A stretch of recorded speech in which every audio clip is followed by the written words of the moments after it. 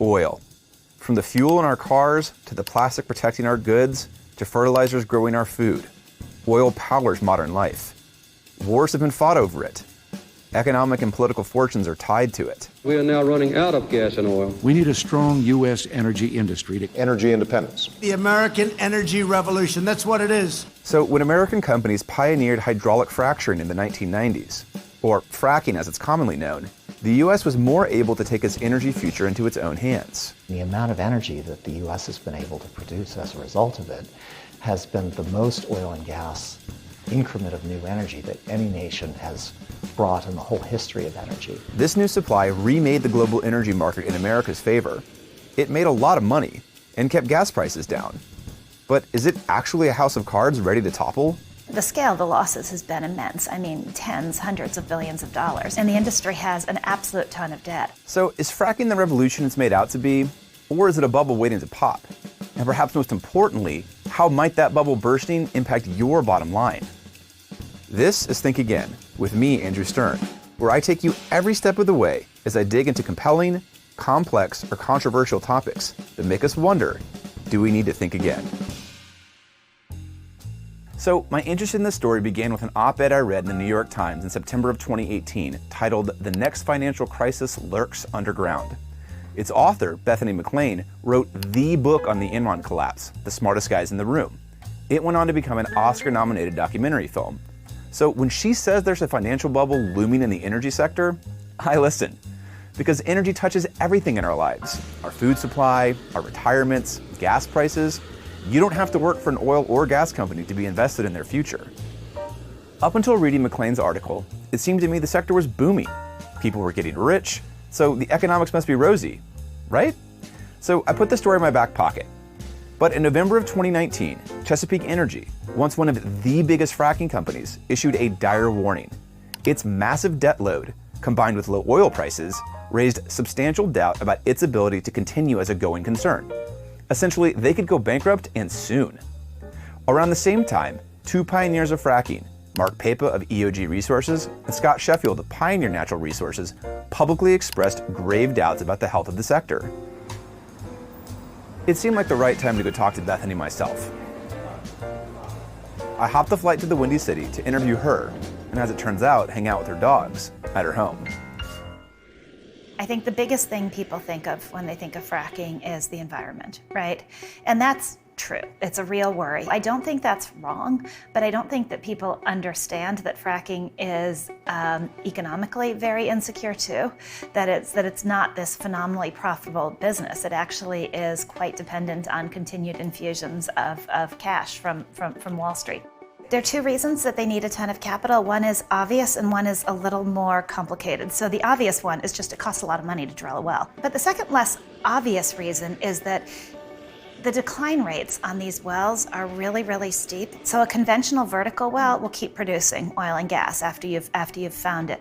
These fracked wells decline really, really, really steeply, like 70–80% decline rates. So if you want to keep showing ever increasing levels of production, you have to keep putting more and more money into the ground because you have to keep drilling more and more wells. Did they know that the decline rates were going to be as bad as they were, or is that something that caught them by surprise? I think it caught the industry by surprise, and I think it caught investors by surprise that the decline rates were as bad as they were. And the industry has, I'm going to use the word misled, investors repeatedly by making promises or predictions about production growth that have repeatedly fallen short. Did they know for sure that these were lies? I doubt it. Was there some wishful thinking? Yeah. The early movers in shale weren't the Exxons or Chevrons of the world, but rather independent operators like Chesapeake. These companies raised money and fractured shale for oil and natural gas on the promise of future returns. And like any startup, they overwhelmingly prioritized growth over current earnings. McLean contends there were other financial incentives for this behavior, though. Executives were paid not based on returns to shareholders, not based on whether this made money, but based on growing production. So essentially, as long as you could raise money from Wall Street and produce more oil and gas, you could get paid as an executive. But with so much production coming online, oil prices have remained relatively low. And because so many wells are less productive than anticipated, many of the pioneers of fracking are struggling to remain afloat. Since 2015, 199 exploration and production companies have gone bankrupt, representing more than $100 billion in debt defaults. And if those losses accelerate, our retirements could be majorly impacted. Pension funds across the US are desperate to make big returns in order to pay for retirees' pensions. And so a lot of them have given money to private equity firms, who increasingly have given money to fracking firms. And to me, the scary thing is if fracking can't deliver and these returns end up not being there, the possible impact to me is actually to the pension system. I left Chicago even more concerned about this potential bubble than I was before venturing there. McLean had said that private equity made up as much as 1/3 of all investment in fracking. Then I kept seeing more articles in the business press that came to the same conclusion McLean had. But was it truly all doom and gloom? I wanted to hear from companies like Chesapeake, Pioneer, and EOG that had downgraded their outlook so dramatically, but all declined interviews. I reached out to a lot of other independent operators too, but no one agreed to talk. Chesapeake did refer me to the Oil and Gas Industries Trade Association, the American Petroleum Institute, so I traveled to Washington, D.C. to speak with its chief economist about the state of fracking in America. We've gone from being a net importer of both oil and gas to being a net exporter of natural gas and close to it, very little imports of oil now.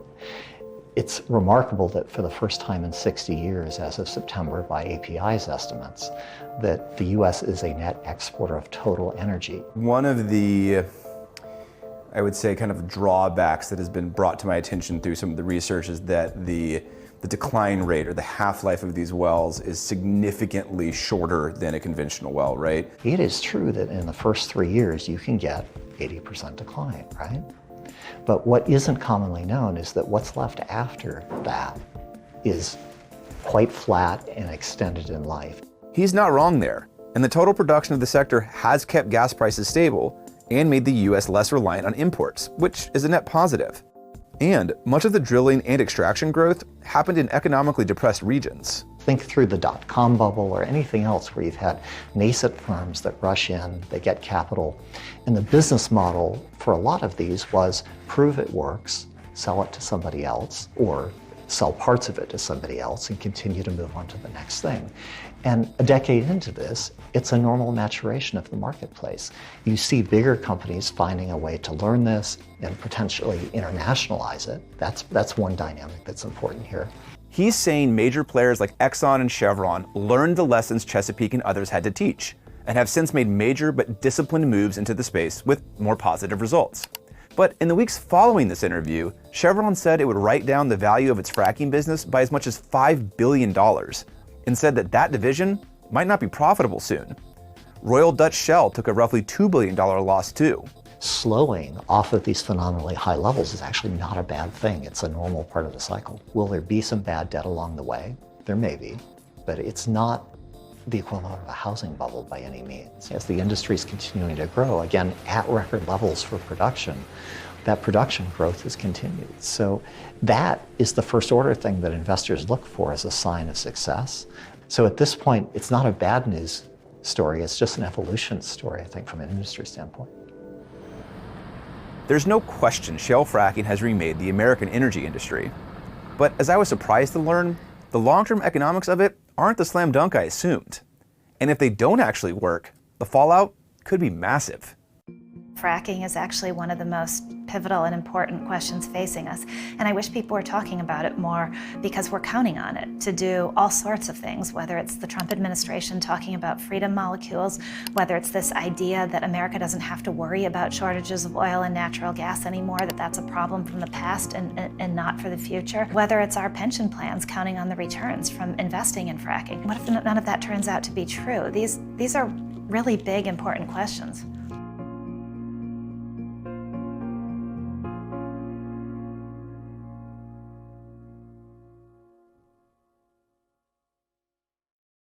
Hey, NBC News viewers, thanks for checking out our YouTube channel. Subscribe by clicking on that button down here and click on any of the videos over here to watch the latest interviews, show highlights, and digital exclusives. Thanks for watching.